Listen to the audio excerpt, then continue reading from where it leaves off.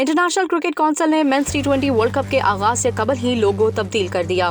समाजी राब्ते की साइट पर आईसीसी ने टी20 वर्ल्ड कप की मुनासिबत से एक वीडियो शेयर की जिसमें फातेह टीम इंग्लैंड के अलावा पाकिस्तान, भारत, न्यूजीलैंड को नुमायां दिखाया गया है। आईसीसी मेंस टी20 वर्ल्ड कप अगले साल वेस्ट इंडीज में शेड्यूल है और नए लोगों में मेजबान मुल्क के खजूर के दरख्तों को खराजे अकीदत तहसीन पेश करने वाला एक मखसूस पैटर्न शामिल है।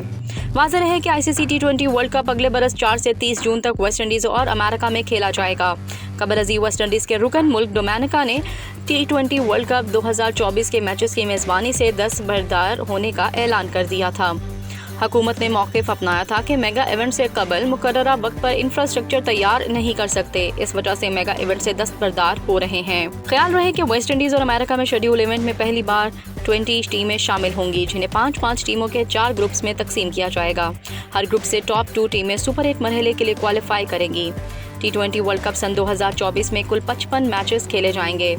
माहिरीन ने इवेंट में ज़्यादा टीमों की शमूलियत के बाइस एक तरफा मैचेस की तादाद बढ़ने का खदशा जाहिर किया है, जिसके बाइस शायकीन की मेगा इवेंट में दिलचस्पी कम हो सकती है।